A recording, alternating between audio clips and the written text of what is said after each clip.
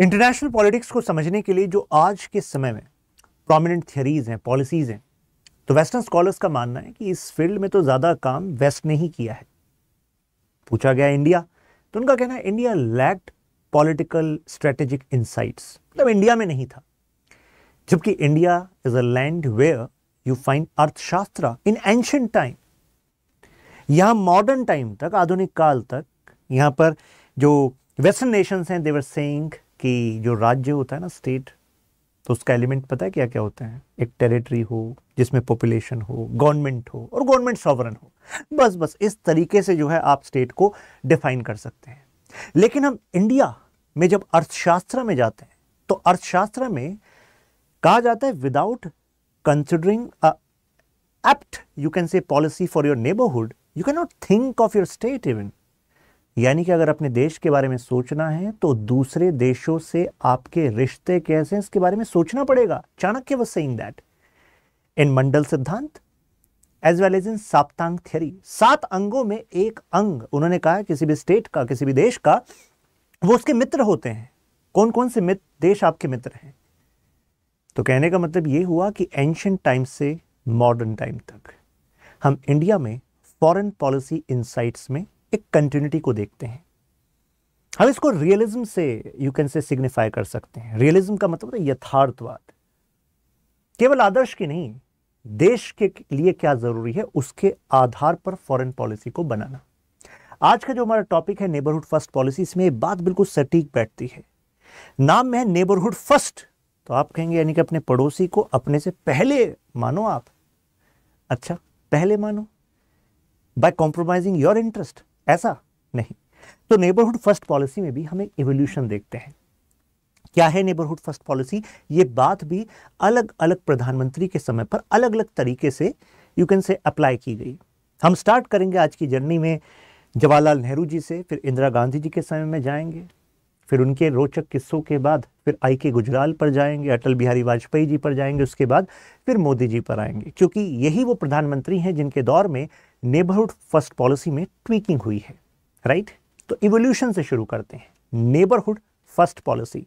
तो सबसे पहले तो भारत के हम नेबर मानते किसको हैं? इन देशों को मानते हैं, यानी कि साउथ एशियन नेबर्स को मानते हैं, जिसमें कि अफगानिस्तान, पाकिस्तान, भूटान, बांग्लादेश, नेपाल, श्रीलंका, मालदीव्स, ये देश हैं। मालदीव्स खासा चर्चा में, मालदीव्स को भी मैं कवर करूंगा। इन सभी नेबर्स में हमारे रिश्ते क्या चल रहे हैं, क्या चैलेंजेस, नेबरहुड फर्स्ट पॉलिसी का कैसा इस्तेमाल, ये सब कुछ हम यहाँ पर बात करने वाले हैं। शुरुआत से बात करते हैं। भारत देश आज़ाद हुआ, नेपाल के साथ रिश्ते की नींव रखी गई, फ्रेंडशिप ट्रीटी विद नेपाल। अब ज्योग्राफी ही चाहती है कि इंडिया और नेपाल के रिश्ते अच्छे रहें, क्योंकि नेपाल के दूसरी तरफ हिमालयाज और हिमालयाज के उस तरफ चाइना। तो इंडिया के लिए भी ज़रूरी है कि नेपाल के साथ रिश्ते अच्छे रहें, और नेपाल की इकोनॉमी के लिए भी ज़रूरी है कि भारत के साथ रिश्ते अच्छे रहें। So it's not just about employment, job, trade, it's also about transit. अगर नेपालीज जनता को भारत के अलावा कहीं पर कोई सामान बेचना है तो ट्रांजिट रूट किसका इस्तेमाल किया जाता है? इंडिया का। तो ऐसे में फ्रेंडशिप ट्रीटी तो साइन हो रही थी। यहाँ पर इनका एक बयान आया, जवाहरलाल नेहरू जी का, स्पीच का जरा पॉइंट देखिए, वो क्या कह रहे हैं। हम अप्रिशिएट करते हैं इंडिपेंडेंस ऑफ नेपाल, एक आज़ाद मुल्क है नेपाल, लेकिन अगर नेपाल में कुछ गड़बड़ी हो और उससे इंडिया का सिक्योरिटी इंटरेस्ट कॉम्प्रोमाइज हो तो ऐसा तो भारत नहीं होने देगा। तो ये जो स्पीच है नेपाल के लिए जो दी गई, ये किस किस को सिग्निफाई कर रही थी? ये सेम पर्सपेक्टिव सिग्निफाई कर रहा था अदर हिमालयन स्टेट्स को, जिसमें 2 और नाम जुड़ गए हैं, भूटान और सिक्किम। ध्यान रखिएगा, सिक्किम भी कह रहा हूं क्योंकि सिक्किम उस टाइम तक इंडिया का पार्ट नहीं बना था, राइट। उसके बाद उसको फर्दर एक्सपेंड किया गया। पाकिस्तान, ईस्ट पाकिस्तान को सेपरेट कर रहे हैं क्योंकि फिर यही तो बांग्लादेश बना, राइट। और आपका श्रीलंका। अब नेहरू जी का जो साउथ एशिया की तरफ पॉलिसी थी, ये उस समय पर सक्सेसफुल मानी गई क्योंकि हमने 3 सिग्निफिकेंट ट्रीटीज करी। नेपाल के साथ अलग से ट्रीटी हो गई, भूटान के साथ ट्रीटी हो गई। इस ट्रीटी से हमें एक एश्योरेंस मिल गई कि नेपाल और भूटान की टेरिटरी को इंडिया के इंटरेस्ट के अगेंस्ट नहीं यूज किया जाएगा। आप कहेंगे सर सिक्किम के बारे में तो बता दीजिए। सिक्किम के साथ कुछ विशेष हुआ था ना। सिक्किम के साथ नेहरू जी ने जो ट्रीटी करी उसमें यह भी कहा गया कि देखो, आपके एरिया में ना हम अपनी फोर्सेस को भी लगाएंगे, आपको सिक्योरिटी पहुंचाएंगे, आपको ट्रेनिंग भी देंगे। तो this is what we got with Sikkim. जब नेहरू जी का ये फैसला, जब हमारा मतलब इंडिया और सिक्किम के बीच में ट्रीटी हुई, तो खुद इंडियन नेशनल कांग्रेस के कई लीडर्स, स्पेशली गांधीयन जो विचारधारा से बिलोंग करते थे, उन्होंने कहा ये तो गलत हो रहा है भाई, दिस इज रॉन्ग। क्यों? उन्होंने कहा यार अपनी फोर्सेस को दूसरे की टेरिटरी में रखना ये गलत सिग्नल देगा अदर जो हमारे नेबर्स हैं। उनको लगेगा कि अच्छा इंडिया शायद सिक्किम की सोवरेनिटी को कॉम्प्रोमाइज़ करेगा, इसके बाद हमारी सोवरेनिटी को भी आगे जाके कॉम्प्रोमाइज़ कर सकता है, लेकिन ऐसा कुछ हुआ नहीं, राइट। तो नेहरू जी की जो अप्रोच थी, अभी तक आप जानते होंगे कि आइडियलिज्म पर आधारित थी, लेकिन इस पर कहा जाता है, जैसे सी राजा मोहन, फेमस जो पॉलिटिकल यू कैन से कमेंटेटर हैं ऑन फॉरेन पॉलिसी, वो कहते हैं कि you should say that was realism in the envelope of idealism. बाहर से एनवेलप आइडियलिज्म का था, आदर्श का था, लेकिन था क्या? रियलिज्म था। तो आप कहेंगे नहीं sir, Panchsheel agreement sir China के साथ सर, उसमें तो आदर्शवाद दिख रहा था, देखिए गलत हो गया था, फिर 1962 का वॉर हो गया था। तो उस पर हमें यह भी समझना चाहिए कि चाइना कम्युनिस्ट, और उसको बैक कौन कर रहा था? यूएसएसआर। यूएसएसआर हमारा मेजर इकोनॉमी का यू कैन से पार्टनर, राइट, हमारे 5 ईयर प्लान्स में सपोर्ट, हमारा डिफेंस सपोर्ट। तो अगर यूएसएसआर सपोर्ट कर रहा था चाइना को, तो यू वुड लाइक कि ठीक है, चाइना के साथ ये पंचशील सिद्धांतों पर हम चलेंगे। हालांकि हमें यह भी पता लगा कि तिब्बत में जो उस समय हमारे इंडियन फॉरेन सर्विस के ऑफिसर को डेप्यूट किया गया था, जब तक तिब्बत को फुल्ली एनेक्स नहीं किया था चाइना में, तो उन्होंने लेटर से इस बात के लिए आगाह किया भारत सरकार, मतलब दिल्ली में पीएमओ को, मिनिस्ट्री ऑफ एक्सटर्नल अफेयर्स को लेटर लिख दिया था। मिनिस्ट्री ऑफ एक्सटर्नल अफेयर्स की जिम्मेदारी थी पीएमओ तक लेटर को पहुंचाए। तो यहाँ पर जो हमारे यू कैन से फॉरेन सेक्रेटरी थे, उन्होंने कहा ऐसा कुछ नहीं है, चाइना के साथ बेहतर रिश्ते हैं हमारे, झो एन लाई से तो अभी मिले हैं नेहरू जी। तो खैर वो वाला जो पार्ट था उसमें हमने यू कैन से आदर्शवाद को शो किया, लेकिन जो शुरुआत थी इसकी वो था कि ठीक है, this is the best course. खैर, तो ये 1962 का वॉर हुआ। नेहरू जी ने एक यू कैन से ओवरऑल हिमालयन जो ये आपके नेशंस थे, इसको लेकर सरदार वल्लभ भाई पटेल से चर्चा की, और साथ में इनसे कहा कि we should actually activate democracies in these areas, क्योंकि अगर यहाँ पर डेमोक्रेसी होंगी तो एश्योरेंस रहेगा। ऐसा क्यों? क्योंकि वैसे तो पश्चिम की एक थियरी है, मतलब वेस्टर्न थिंकर्स की एक पर्सपेक्टिव है कि डेमोक्रेटिक पीस थ्योरी, यानी कि अगर एक देश लोकतांत्रिक है तो दूसरा देश भी लोकतांत्रिक हो, तो दोनों के बीच में रिश्ते अच्छे रहने की गुंजाइश ज़्यादा रहती है। हमें पता था कि बॉर्डर के उस पार तो क्या है, फॉर एग्जांपल चाइना है इन हिमालयन स्टेट्स के, तो चाइना में तो अथॉरिटेरियन रेजिम है, और यहाँ पर है मोनार्की। भूटान में मोनार्की, नेपाल में मोनार्की, और सिक्किम में मोनार्की थी। क्योंकि सिक्किम वो तो 1973 में हुआ कि एसोसिएटेड स्टेट बना, फिर 75 फुल स्टेट बना, वो तो आगे जाकर होगा इंदिरा गांधी जी के समय में। हम अभी नेहरू जी के समय की बात कर रहे हैं, तो इनकी क्या पॉलिसी चल रही थी? तो उन्होंने सोचा कि बात तो सही है कि अगर यहाँ पर डेमोक्रेसी होगी और हम डेमोक्रेसी हैं, तो जनता तो चाहेगी ना अपनी सरकार से कि भाई हमारे लिए वेलफेयर इनिशिएटिव्स लाओ, हमारे लिए हम स्टेबल रहने चाहिए, नेबरहुड में पीस एंड ट्रैंक्विलिटी होनी चाहिए। अगर नेपाल का ट्रेड आज़ादी से भी पहले से भारत वाले क्षेत्र से होता था, भूटान और सिक्किम का भी, तो those people would like to have good relations with India. लेकिन जो मोनार्की अगर रही, तो मोनार्की यू कैन से दिमाग की बात है, मोनार्की को अगर बेटर ऑफर कहीं और से मिल रहा है तो वहाँ पर चला जाएगा। तो ये यहाँ पर चल रहा था। तो फाइनली हमने देखा बाद में कि बाद वाले पीरियड में हम देखते हैं कि सिक्किम में भी जो रिप्रेजेंटेटिव गवर्नमेंट कम मोनार्की का मॉडल आया, वो एक पहला स्टेप था। और उसके बाद इंदिरा गांधी जी के समय में आते आते हमने देखा वही रिप्रेजेंटेटिव ही तो थे, वो सिक्किम के पार्लियामेंटेरियंस ही तो थे जिन्होंने मांग की थी अपने ही देश के लोगों से, रेफरेंडम कराया और कहा कि इंडिया के साथ शामिल हो जाते हैं, राइट। तो आई थिंक जो नींव थी इस स्ट्रेटेजी की, वो नेबरहुड फर्स्ट पॉलिसी में थी, और नेहरू जी और सरदार वल्लभ भाई पटेल के समय में डली थी, और जिसका फाइनली जो बेनिफिट हमें मिला वो 1973 और 75 में मिला, क्योंकि 73 में एसोसिएटेड स्टेट का दर्जा और 75 में फुल स्टेट बन गया सिक्किम, राइट। तो अब मुझे बताइए, अब अगर ये नेबरहुड में चल रहा था, तो जो मोनार्की हैं, अदर मोनार्की, वो कॉन्शियस होंगी कि नहीं होंगी? बिल्कुल होंगी भाई, वो कॉन्शियस। खैर, नेपाल ने कहा कि देखो ऐसा है, हमें ये पता लगा है कि कुछ डेमोक्रेसी के एफर्ट्स कुछ इनडायरेक्ट तरीके से आप यहाँ पर पेश करना चाह रहे हैं। तो नेपाल ने कहा आप ये टेंशन मत लीजिए कि हमारी टेरिटरी का इस्तेमाल आपके खिलाफ होगा, आप हमारे डिफेंस पार्टनर हैं, लेकिन हमारी सॉवरेनिटी कॉम्प्रोमाइज़ नहीं होनी चाहिए। अगर आप कुछ नेपाली न्यूज़पेपर्स मैगजीन्स को आज भी सर्च करो regarding their perspective regarding India Nepal friendship treaty, तो आपको कुछ नेगेटिव पर्सपेक्टिव भी मिलेगा। एक छोटा सा उदाहरण आपको दे देता हूँ। जो India Nepal friendship treaty sign हुई थी, पहली ट्रीटी आज़ादी के बाद, तो उस ट्रीटी में इंडिया की तरफ से जो साइन कर रहे थे वो थे हमारे एम्बेसडर, और नेपाल की तरफ से जो साइन कर रहे थे वो कर रहे थे उनके प्राइम मिनिस्टर। तो क्योंकि वहाँ पर जो सिस्टम था मोनार्की थी, और मोनार्की सिंबॉलिक थी उस समय पर, और मेजर पावर जो है राणाज के पास थी, तो राणाज वर लाइक उन्हीं में से एक प्राइम मिनिस्टर होगा।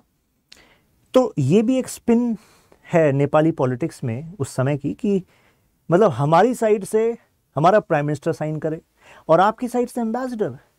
तो यानी कि आपने तो मान ही रखा था शुरू से कि अनइक्वल है, आप ऊपर हो, कि आपका एम्बेसडर हमारे प्राइम मिनिस्टर के इक्वल है।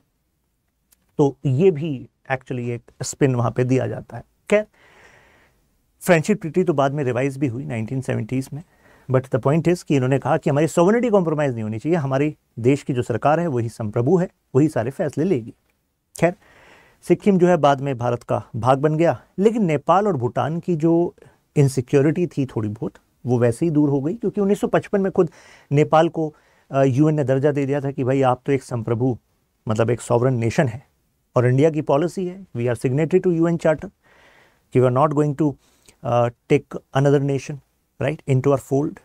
तभी तो 1971 के जो ईस्ट पाकिस्तान का बांग्लादेश बना, लिबरेशन वॉर, तभी तो इंडिया ने नहीं लिया ना अपना भाग नहीं बनाया। नहीं तो क्या हो जाता, वो यूएन के चार्टर का वायलेशन माना जाता कि भाई एक सॉवरन नेशन का भाग था और इंडिया ने इसको अपने अंडर ले लिया है। तो आप कहेंगे सर, लेकिन सर रशिया ने तो कर लिया ऐसा, रशिया ने तो sir Crimea which was part of Ukraine, उसको अपने अंडर ले लिया, और वो यूक्रेन का, वो क्रीमिया जो है अब रशिया का पार्ट माना जाता है। देखिए, इंटरनेशनल पॉलिटिक्स में जो रियलिस्ट स्कूल है वो ये कहता है काम वो हो सकता है जो आप करना चाहो, प्लस आप उसकी क्षमता भी रख सकते हैं, क्षमता भी रखते हो, और क्षमता का मतलब है कि उसके बाद जो रिपरकशंस होंगे उन रिपरकशंस को आप हैंडल कर सकते हो, you have that plan in mind. अब रशिया खुद परमानेंट 5 मेंबर नेशन है, मतलब यूएन के जो P5 नेशन है, यूनाइटेड नेशन सिक्योरिटी काउंसिल के जो परमानेंट 5 मेंबर, उसमें से एक रशिया है। रशिया की you can say defence, Russia का जियोपॉलिटिकल स्टैंडिंग, तो Russia as per these calculations Russia took that risk right. Depend करता है कि आप कौन सा रिस्क लेने के लिए तैयार हैं राइट। तो हमें तो अभी इकोनॉमिक ग्रोथ, डेवलपमेंटल पैरामीटर्स, इन सब पर फोकस करना है राइट, क्योंकि इतिहास बताता है कि कई बार ऐसे फैसले मेजर कॉन्फ्लिक्ट क्या क्या यू कैन से ग्रो कर सकते हैं रीजन में, और उससे क्या क्या रेमिफिकेशंस हो सकते हैं, उसका कैलकुलेशन भी ध्यान रखना पड़ता है राइट। खैर, आगे बढ़ते हैं। तो भूटान, नेपाल, चाहे उनको यूएन का स्टेटस मिल गया, और इंडिया ने कभी नहीं कहा कि you should be part of India, but the point is कि हमने तो बल्कि उनको सपोर्ट किया, developmental cooperation, defence cooperation, security cooperation अपनी तरफ से। इंदिरा गांधी जी ने नेबरहुड फर्स्ट पॉलिसी को एक नया अंजाम दे दिया, कुछ ऐसे क्रूशियल डिसीजंस लिए जैसे कि बांग्लादेश, जैसे कि सिक्किम राइट। तो ये 2 major you can say achievements कहे जाते हैं, लेकिन हम थोड़ा इसको डेप्थ में समझ लेते हैं कि नेबरहुड फर्स्ट पॉलिसी कैसे चेंज हो रही थी from Jawaharlal Nehru to Indira Gandhi ji. Indira Gandhi ji took inspiration from Monroe doctrine. क्या है ये मुनरो डॉक्ट्रिन? ये यूएस की डॉक्ट्रिन है। तो इस डॉक्ट्रिन के तहत यूएस ने ये मैसेज दिया यूरोपियन पावर्स को कि देखो यूरोपियन कॉलोनियल पावर्स, तुम पास्ट में कॉलोनीज आपकी जगह जगह रही हैं, जैसे कि Britain, France right, Spain, Portugal, लेकिन यूएस ने कह दिया था वर्ल्ड वॉर 2 के बाद कि देखो तुम्हें अब अगर तुमने इन्फ्लुएंस करने की कोशिश करी अमेरिकाज को, अमेरिकाज का मतलब अमेरिकन कॉन्टिनेंट को, नदर्न अमेरिकन कॉन्टिनेंट, तो ये यूएस से अपने इंटरेस्ट के खिलाफ मानेगा। तो अगर मैक्सिको यूएसए का मुद्दा है तो ब्रिटेन तुम बीच में चौधरी मत बनना, सीधी बात, हम खुद निपटाएंगे। और यह बात यूएसए को पता था कि अगर आपको वर्ल्ड में सुपर पावर बनना है, क्योंकि सुपर पावर का सफर वर्ल्ड वॉर 2 के बाद शुरू हुआ यूएसए का, अगर हम मैच्योर रूप में देखें तो उसको पता था कि सुपर पावर तब बनते हो आप जब आपका पड़ोस आपके साथ हो, आपके साथ इन द सेंस वहां पर स्टेबिलिटी होनी चाहिए, तभी तो आप लॉन्च करोगे नए मिशंस, नई पॉलिसीज अक्रॉस द वर्ल्ड। अगर आपके घर के पास में ही कॉन्फ्लिक्ट हो रहा है, आपको यही सोचना पड़ रहा है कि टेररिस्ट अटैक ना हो जाए, यही सोचना पड़ रहा है कि अब ये इश्यूज आपके पड़ोसी के साथ ना हो जाए, तो बाहर ग्रैंड कैसे सोचोगे? तो यूएसए ने सोच लिया कि कनाडा और मैक्सिको के साथ रखेंगे रिलेशन स्टेबल, साथ में जो अदर छोटे छोटे जैसे कैरिबियन नेशंस हैं उन पर भी रखेंगे अपना इन्फ्लुएंस, राइट। यहां पर अगर किसी ने दखल दिया यूरोपियन नेशन ने तो उन्हें देंगे जवाब। हालांकि अभी तो उन्हीं को खुद जरूरत थी यूएसए की, under Marshall plan economic support दे रहे थे, उनकी इकोनॉमी को रीडेवलप कर रहे थे, रिकंस्ट्रक्शन चल रहा था, वर्ल्ड वॉर 2 के बाद काफी तहस नहस हुआ था। तो यानी कि उन्होंने बता दिया कि जो नदर्न अमेरिका है और प्लस जो ये कैरिबियन वाला एरिया है, ये सब एक जोन है और इस जोन में यूएसए का इन्फ्लुएंस होना चाहिए, सीधी बात। अब कुछ ऐसा ही प्रोजेक्शन यहां पर नेबरहुड फर्स्ट पॉलिसी में इंदिरा गांधी जी कर रही थी। सो इंदिरा गांधी जी वाज रिफ्लेक्टिंग कि साउथ एशिया एक रीजन है और साउथ एशियन रीजन की जो भी प्रॉब्लम्स हैं उनको इंडिया और दैट रेस्पेक्टिव नेशन मिलकर सॉल्व करेंगे। किसी बड़ी ताकत को, बाहरी ताकत को बीच में आने की जरूरत है नहीं। तो that was India's projection as regional leader, right. No foreign power would be allowed to interfere, सीधी बात, राइट। तो प्रॉब्लम जो है साउथ एशियन रीजन की हम सॉल्व कराएंगे, राइट। तो गांधी जी यही मानना था इंदिरा गांधी जी का कि देखो मल्टीपल सिक्योरिटी थ्रेट्स हैं इस रीजन में, कारण ईस्ट पाकिस्तान, तो ईस्ट पाकिस्तान तो तब तक था ना सिक्योरिटी थ्रेट है भाई।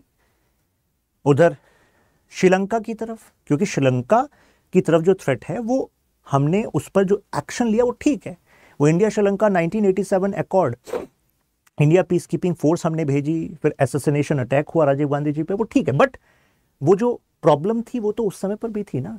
तो श्रीलंका में क्या प्रॉब्लम है हमें पता है, आपका ईस्ट पाकिस्तान में प्रॉब्लम हमें पता है, तो हम मिलकर सॉल्व करेंगे, बाहरी ताकतें उसमें दखल ना दें, राइट। और इंटरवेंशन कहा जाता है, या सिक्किम के जो पॉलिटिकल सिस्टम है उसमें चेंज आया, सिक्किम ने कहा हम इंडिया का पार्ट बनना, हमने कहा आ जाइए। उन्होंने कहा कि हमारा जो मोनार्क है, राजा साहब हैं, वो राजा बना रहना चाहते हैं। हमने कहा देखो ऐसे तो नहीं होगा, हमारा कॉन्स्टिट्यूशन कहता है या तो आप स्टेट रहोगे या यूटी रहोगे, लेकिन दोनों ही केस में आप राजा तो नहीं रह सकते।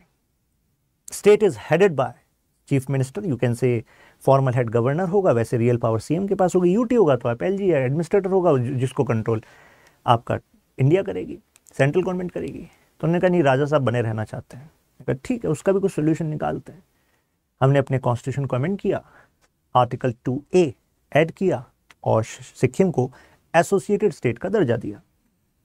तो मतलब आप आ जाइए, लाना कैसे हम देखेंगे, हमारा कमिटमेंट आपके लाने का, आपका उद्धार करने का पूरा है। क्योंकि सिक्किम की जनता चाहती थी कि we become part of India, then all the benefits of India's democracy, India's you can say policies, वो सब सिक्किम को मिलेंगे, इज ऑलवेज गुड।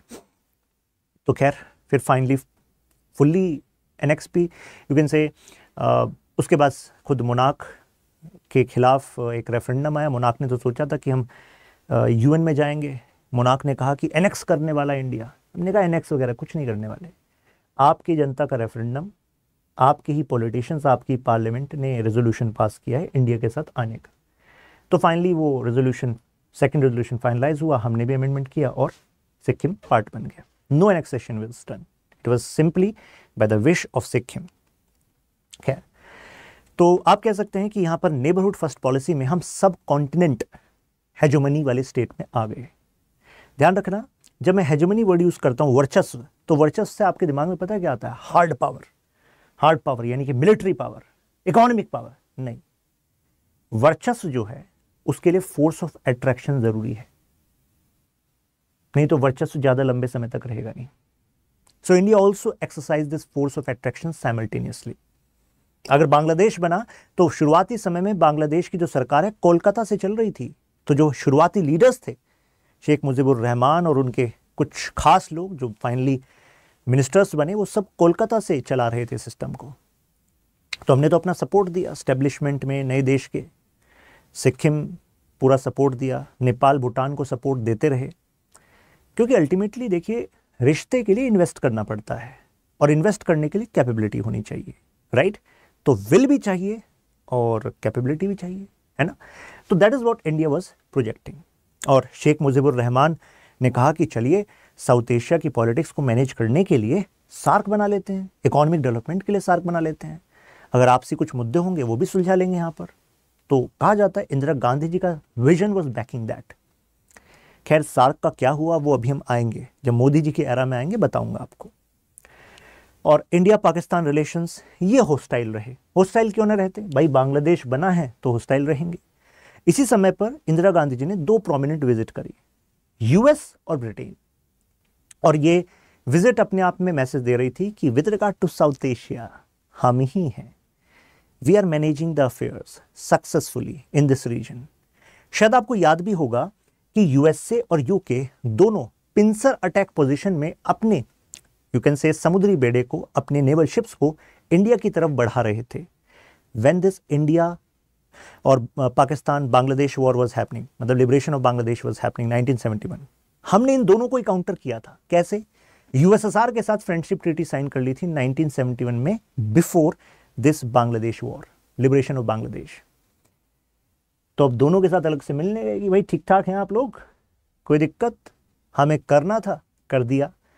तो देखिए जब आप कोई बड़ा कदम उठाना चाहते हैं तो शुरुआत में कुछ लोग रेजिस्ट करते हैं, कि कोई नहीं चाहता कि तुम ज्यादा ऊपर उठो।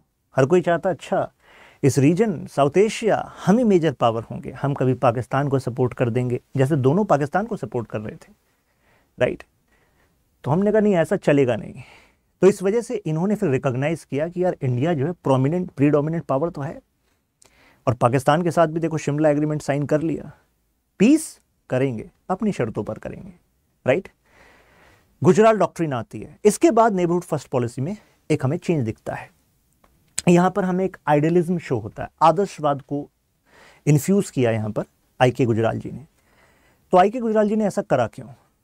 उनका मानना था कि सर्कमस्टेंसेस कुछ ऐसे हो गए हैं इस समय तक कि कई सारे जो नेबरहुड नेशंस हैं, आपके यही जो छोटे छोटे नेशंस हैं हमारे पड़ोसी जिनके बारे में बात कर रहा हूं मैं, उनके अंदर इनसिक्योरिटी है।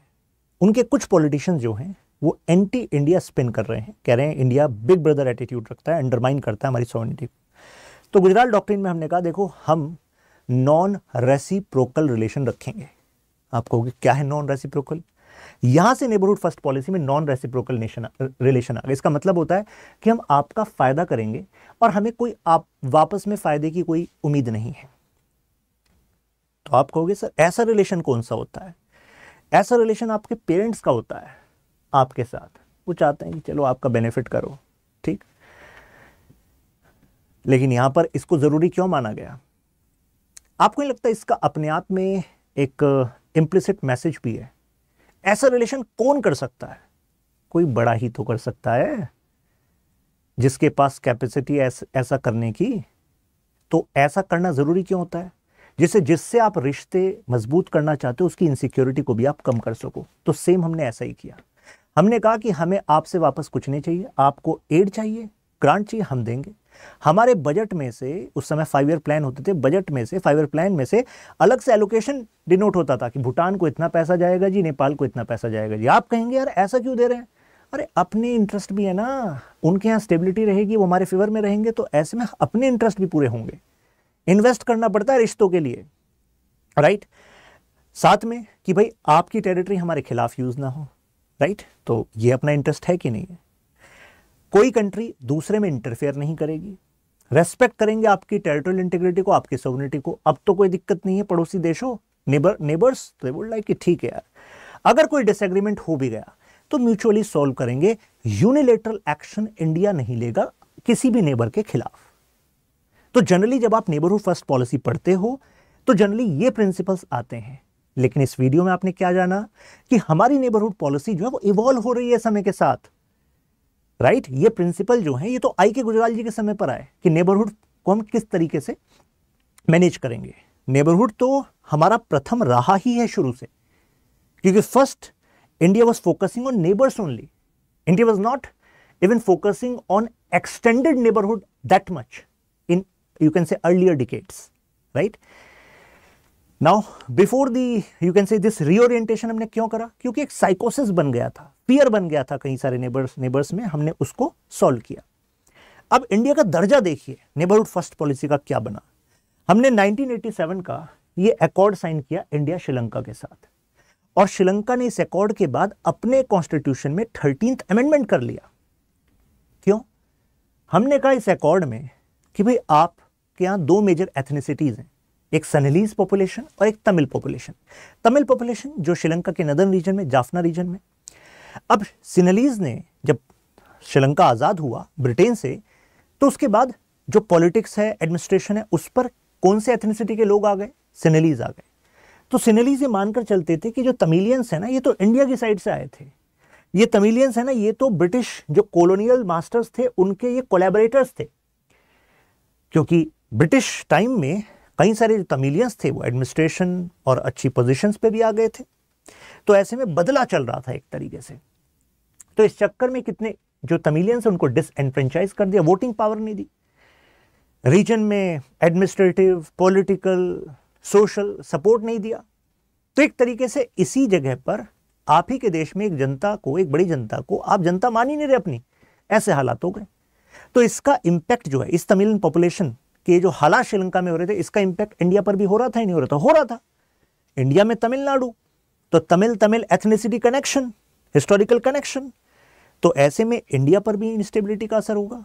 अब यहीं पर तमिल एलम की मांग चल रही थी, शायद आपने सुना होगा, LTTE, liberation tiger of Tamil Eelam. ये तो केवल एक ग्रुप था, इसके अलावा अदर ग्रुप भी थे जो कह रहे थे कि अलग से तमिलियंस के लिए एक देश बना देंगे।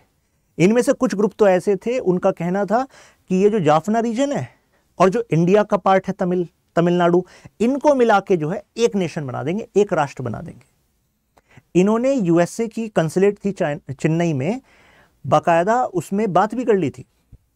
विकीलीक्स ने, एक क्लासिफाइड डॉक्यूमेंट थे यूएस के कुछ समय पहले जो रिलीज हुए, तो उसमें पता लगा कि जो चेन्नई में यूएस की कंसुलेट थी, यानी कि इनका फॉरेन ऑफिस था, क्योंकि एम्बेसी तो मेन ऑफिस होता है, फिर इसकी ना ब्रांचेस होती हैं, तो जो चेन्नई में इनकी ब्रांच थी यूएस एम्बेसी की, वहां पर इन्होंने बकायदा उनसे पेपर ले लिए और वॉशिंगटन भेजे कि बताइए क्या करना है। ये देखिए क्या चल रहा है, मतलब बताइए क्या करना है कि तमिलनाडु और इसको मिलाकर एक देश बना दें क्या। तो कुल मिलाकर इसका इंपैक्ट इंडिया पर था नहीं था। तो ऐसे में इंडियन गवर्नमेंट और श्रीलंकन गवर्नमेंट के बीच में तो अकॉर्ड होना ही था, भाई नेबरहुड फर्स्ट पॉलिसी, तो भाई तुम्हें स्टेबिलिटी चाहिए तो इसमें हमारा सपोर्ट तुम्हें चाहिए, मिलेगा, लेकिन इस इशू को रिजॉल्व करो, यहां पर प्रोविंशियल गवर्नमेंट बनाओ, यहां पर ऑर्डर रिस्टोर करो, एनफ्रेंचाइज करो, सपोर्ट प्रोवाइड करो, ये जनता आपकी जनता है। तो खैर इसके लिए उन्होंने शुरू भी किया। हालांकि हमने अपनी फोर्सेस भेजी, जो तमिल नेशनल्स का एक अलायंस था वो एंटी इंडिया हो गया, उसने कहा यार ये तो पीस कीपिंग फोर्सेस आई हैं, ये प्रो श्रीलंकन गवर्नमेंट है, तमिल के इंटरेस्ट नहीं एक्चुअली सिक्योर होंगे। और उसके बाद जो है हमारे प्रधानमंत्री का असैसिनेशन हो गया। ये अपने आप में एक बहुत बड़ा मैसेज था।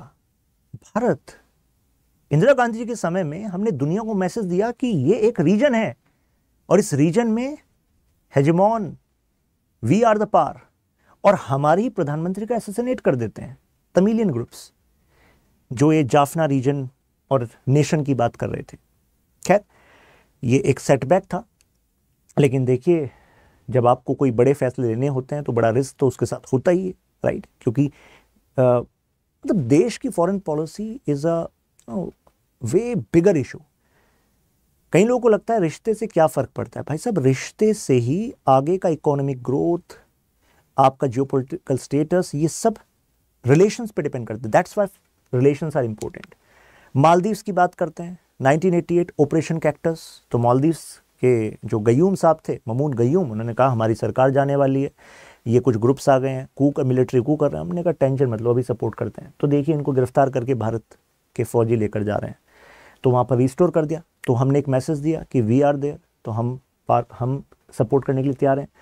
गुजराल डॉक्ट्रिन ने एक तरीके से इस एरिया में जो टेंशन थी, जो कि भाई इंडिया शायद सबऑर्डिनेट स्टेटस उनको देगा, इंटरवीन करेगा, उसको थोड़ा लोअर किया। साथ में इसी समय पर श्रीलंका और साथ में पाकिस्तान के साथ भी रेप्रोचमेंट के कई फैसले इस समय पर हुए।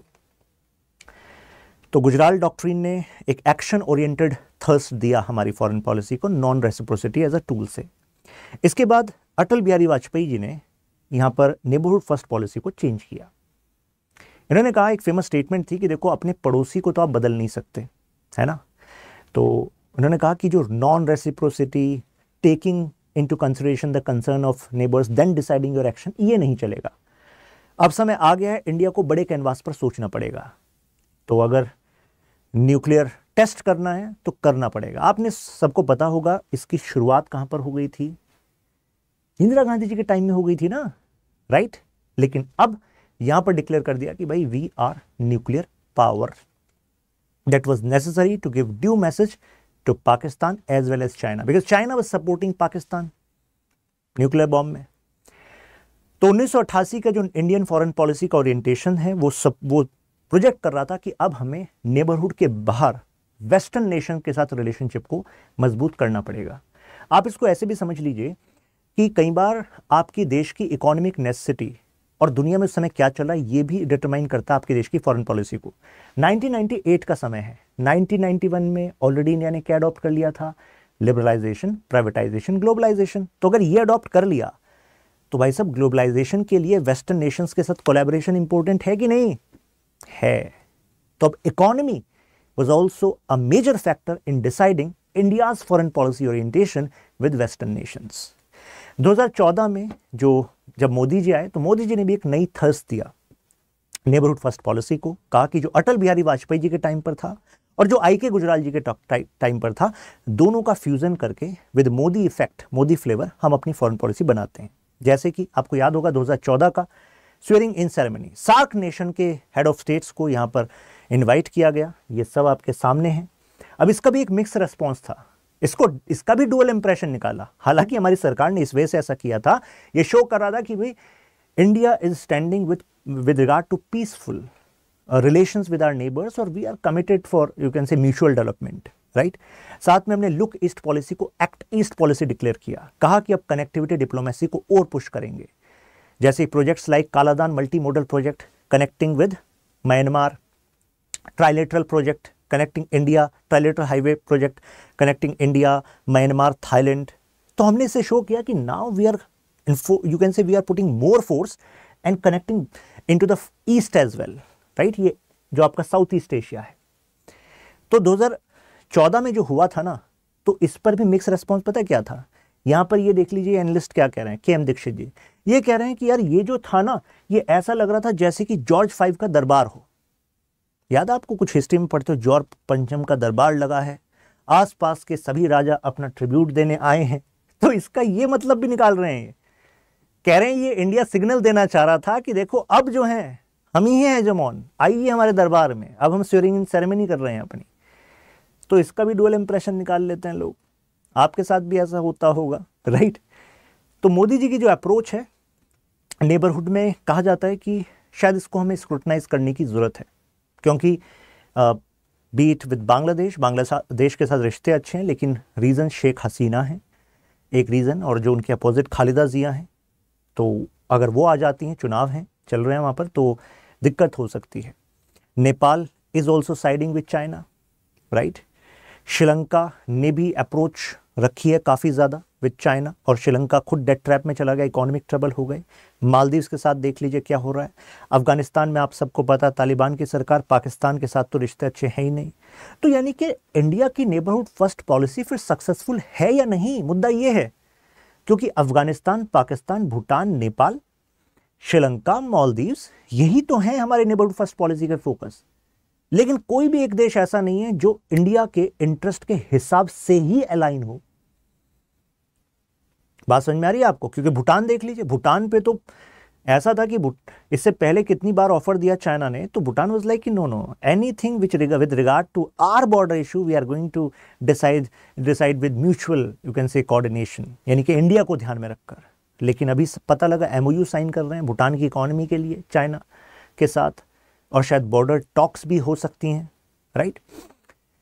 रीजनल इंटीग्रेशन, तो एक तरीके से सार्क जो है तो सार्क कोमा में है ऐसा लगता है। इसका एक मेन मुद्दा है पाकिस्तान और इंडिया के रिलेशन खराब, पाकिस्तान का टेररिज्म, जैसे यहाँ पर उरी इंसिडेंट हुआ, उसके बाद पाकिस्तान कह रहा है कि अरे हम होस्ट कर रहे हैं सार्क को, इंडिया ने कहा बहिष्कार करते हैं हम, इंडिया ने बहिष्कार किया और उसके बाद सार्क मीटिंग हो नहीं पाई। तो मल्टीपल जो बार जो मिस हुई, तो ये रिप्रेजेंट कर रहा है क्या इंडिया सार्क को रिवाइव करना चाहता है। तो इस पर मैं कोट करना चाहूंगा डॉक्टर एस जयशंकर को। उन्होंने क्या कहा, उन्होंने कहा देखो सार्क तो अगर काम नहीं कर पा रहा तो we are not going to just rely on SAARC, we are going to focus on BIMSTEC, we are going to focus on BBIN to some extent. Bhutan इसमें पूरा एक्टिव ना हो, लेकिन हम इंडिया, नेपाल, बांग्लादेश के साथ रोड नेटवर्क, ट्रांसपोर्ट नेटवर्क को मजबूत करेंगे, और बिम्स्टेक जिसमें बे ऑफ बंगाल के जो नेशंस हैं उनके साथ मजबूत करेंगे। एक तरीके से पाकिस्तान को साइडलाइन करने का यही तरीका है, राइट। इकोनॉमिक कोऑपरेशन भी होता रहेगा। इंडिया पाकिस्तान रिलेशंस में रिसेंट पास्ट में कश्मीर का जब से एब्रोगेशन हुआ है तो उससे रिश्तों में और ज़्यादा गैप रहा है, राइट। टेररिज्म वाला मुद्दा तो है ही है। दूसरा, अफगानिस्तान में तालिबान आ गया है, तो पाकिस्तान सीना चौड़ा कर लिया था उस समय की देखो तालिबान को चाह रहे थे, आ गया है तालिबान। अब वही तालिबान जो है तहरीक तालिबान पाकिस्तान को सपोर्ट कर रहा है, और वहाँ इन्हीं के ISI और इन्हीं के जो आर्मी है उसको दिक्कतें आ रही हैं, क्योंकि आतंकवादी हमले हो रहे हैं लगातार। खैबर पख्तूनख्वा रीजन का तो आपको पता ही है। तो वहाँ पर पाकिस्तान खुद अपनी स्ट्रेटजी के प्रॉब्लम में है, राइट। तो फिलहाल अफगानिस्तान, पाकिस्तान, तो ये हमारे नेबरहुड फर्स्ट पॉलिसी में ये प्रॉब्लमेटिक बने हुए हैं, राइट। लेकिन फ्यूचर क्या हो सकता है, फ्यूचर में पाकिस्तान में नवाज शरीफ अगर आए, ऐसा ही लग रहा है, तो ऐसे में जो इकोनॉमिक स्टेटस है अभी पाकिस्तान को, तो शायद अब पाकिस्तान कुछ अपने अंदर से चीज़ों को चेंज करे, अगर कर पाया तो। लेकिन उनकी जनता जब तक ये नहीं समझेगी कि क्यों सिविल रिपब्लिकन गवर्नमेंट से ज़्यादा पावर आपने मिलिट्री को दे रखी है, ISI को दे रखी है, तो अगर वो ऐसा सोचेंगे आगे जाके, तो शायद वो इकोनॉमिक पॉलिसी पर ज़्यादा फोकस कर पाएंगे, जियोपॉलिटिक्स पर कम। तापी प्रोजेक्ट जो तुर्कमेनिस्तान, अफगानिस्तान, पाकिस्तान, इंडिया को कनेक्ट करता है, तो ये एक होप हो सकती है आगे जाके। इंडिया नेपाल रिलेशन में जो मधेशी पॉपुलेशन है, जो तेराई रीजन में रहती है, इंडिया के बॉर्डर से जस्ट कनेक्टेड, उनके इंटरेस्ट के लिए इंडिया स्टैंड लेता रहा है। जैसे कि कहा गया कि 2015 से एक अनऑफिशियल ब्लॉकेड हो गया, तो ओली सरकार ने कहा अरे ब्लॉकेड अनऑफिशियल नहीं है, ये आप जानबूझ कैसा कर रहे हो। ब्लॉकेड का मतलब है कि हमारी तरफ से जो ट्रक्स हैं वो बॉर्डर पे खड़े हो गए, सामान लेके नेपाल के अंदर नहीं गए। भारत सरकार ने कहा हमें इससे क्या मतलब, भाई वो प्राइवेट ट्रकर्स हैं वो इस वजह से नहीं गए, उनको लोकल जो एडमिनिस्ट्रेशन है उसने बताया कि भाई उस तरफ जो है प्रोटेस्ट चल रहे थे, ये देखिए, तो आपके ट्रक्स वगैरह को खतरा हो सकता है। लेकिन उधर जो है राशन की कमी हो गई, क्योंकि यहाँ से सामान जाता है, महंगाई बढ़ गई, तो वो सरकार जो चाइना की तरफ जा रही थी वो खतरे में आ गई। तो कह रहे हैं ये इंडिया जो है आर्म ट्विस्ट कर रहा है हमें। हम कह रहे हैं हमें कुछ नहीं पता ऐसी बातें, हम आर्म ट्विस्ट तो जानते ही नहीं है। व्हाट इज़ आर्म ट्विस्ट, हम जोर जबरदस्ती थोड़ा ना करते हैं, हम तो कहते हैं कोऑपरेशन बना रहे, आपका भी ट्रेड चलता रहे, राइट। तो this is what we are doing. यहाँ पे काला पानी इशू, ये जो रीजन है, यहाँ पर नेपाल ने मैप निकाला और इस रीजन को अपना बता दिया। हमने कहा भाई ये क्या दिक्कत है, ये क्या कर रहे हो, तो वो कह रहे हैं treaty of Sugauli British time में काला पानी, काली रिवर के इस साइड जो है वो नेपाल है, उस साइड इंडिया। हमने कहा बिल्कुल सही बता रहे हो, यही तो है। नेपाल कह रहा है लेकिन काली रिवर का ओरिजिन यहाँ है, ये जो रीजन है, मतलब काली रिवर के ओरिजिन के हिसाब से आप सबको पता है रिवर की ट्रेजेक्टरीज भी चेंज होती रहती है समय के हिसाब से, है ना।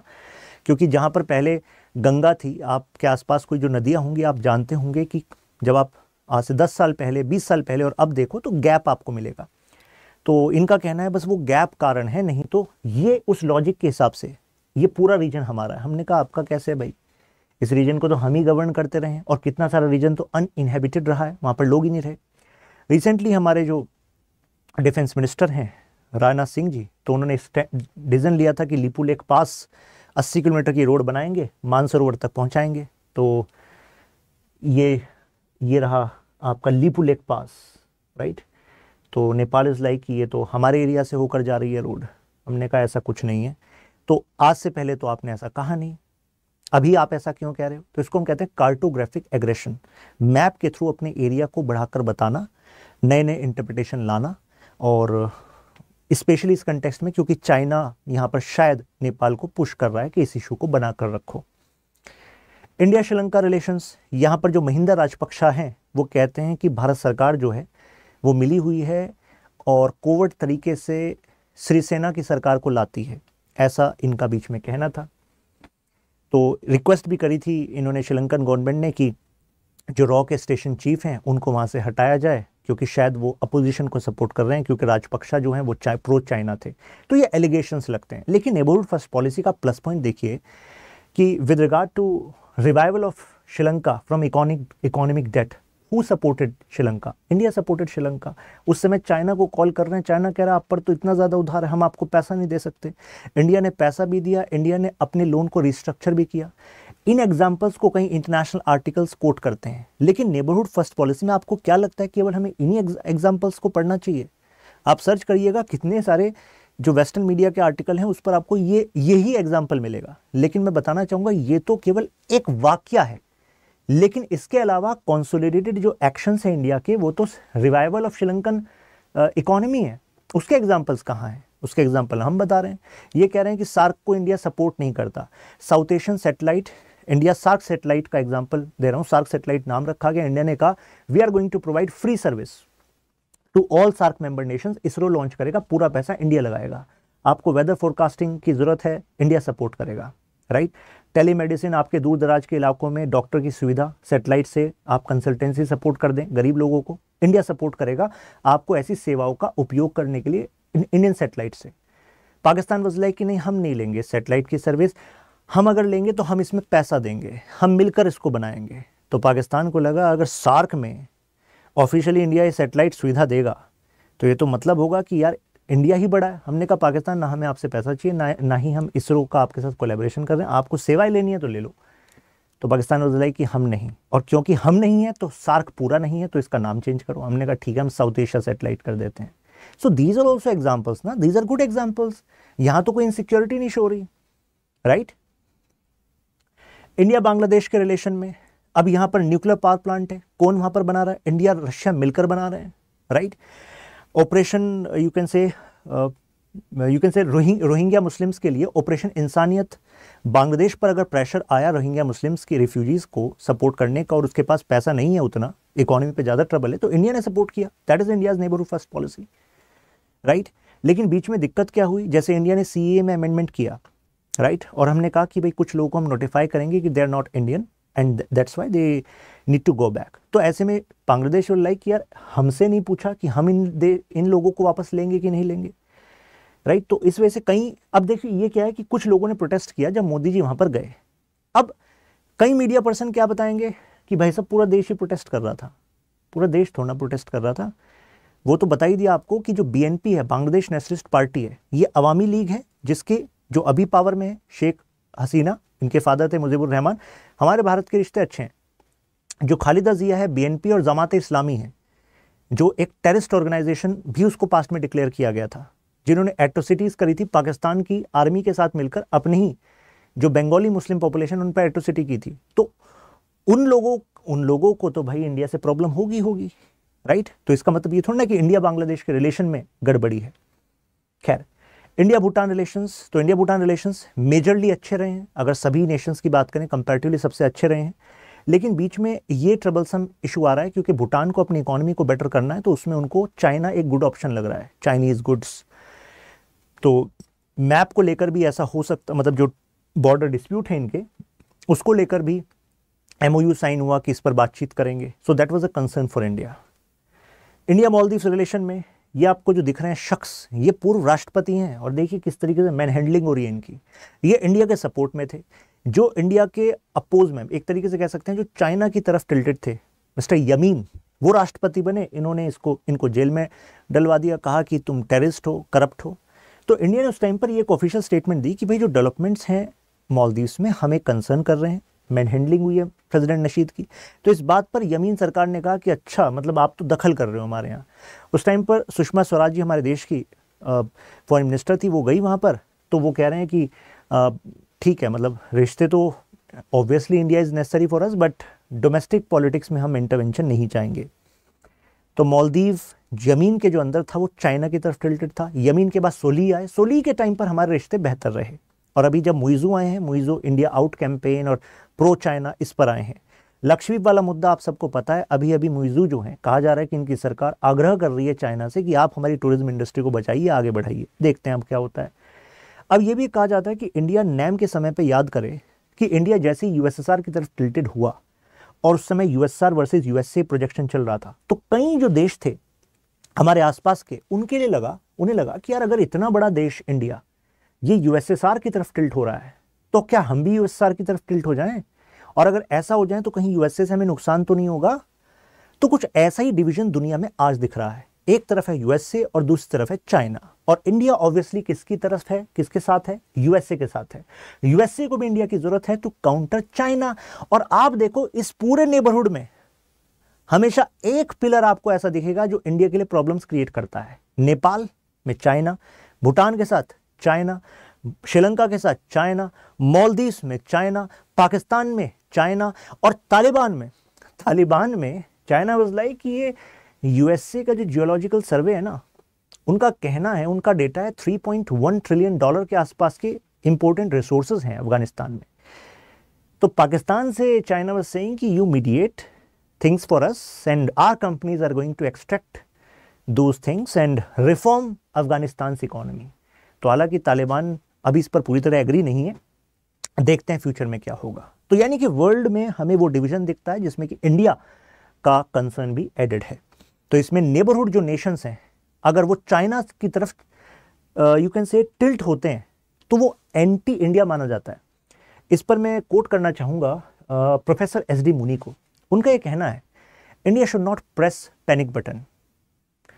नेपाल एक इंडिपेंडेंट नेशन है, अगर वो चाइना से 5G टेक्नोलॉजी चाहता है, कुछ हाइड्रो पावर प्रोजेक्ट्स में इन्वेस्टमेंट चाहता है, तो जरूरी नहीं कि वो भारत के खिलाफ ही जाए हर मामला। लेकिन ये भारत के खिलाफ इस वजह से लगता है क्योंकि इंडिया वर्सेस चाइना है, क्योंकि चाइना इंडिया के ज्योग्राफिकल, इकोनॉमिक, जियोपॉलिटिकल जो इंटरेस्ट हैं उसको कॉम्प्रोमाइज करता है।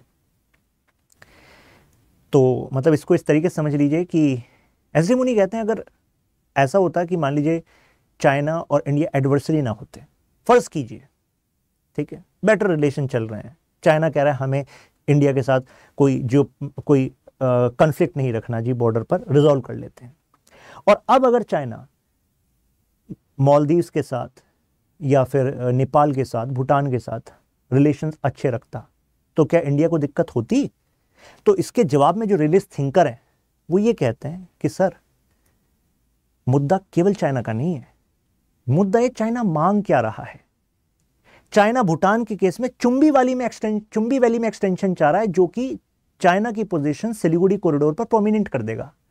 तो भाई साहब, अगर चाइना के साथ रिश्ते अच्छे भी होंगे और चाइना जो है ऐसे स्ट्रेटेजिक लोकेशन पे अपर हैंड लेना चाहेगा, तो उसके तो इंडिया वैसे भी अगेंस्ट होगा, क्योंकि आंखें तो हमारी भी खुली हुई हैं। रियलिस्ट पर्सपेक्टिव ये कहता है हमें दिक्कत नहीं है कि श्रीलंका के साथ रिलेशन अच्छे करे, क्या दिक्कत है? कोई दिक्कत नहीं है। मुद्दा यह कि हम्बनटोटा पोर्ट इतना उधार देकर लीज पे ले लेता है और आगे जाकर उसको अगर सिविलियन के साथ साथ मिलिट्री पर्पस के लिए यूज करने लग जाए और उससे इंडिया के सिक्योरिटी इंटरेस्ट कॉम्प्रोमाइज हो जाए, तो दिक्कत वाली बात है कि नहीं है? वो तो ओपनली दिक्कत वाली बात है। सो मुद्दा is not just about China, मुद्दा is about China's activities in these nations in our neighbourhood. That's the challenge of neighbourhood first policy, right? तो यही पर्सपेक्टिव है जो मैंने आपको शो किया यहां पर।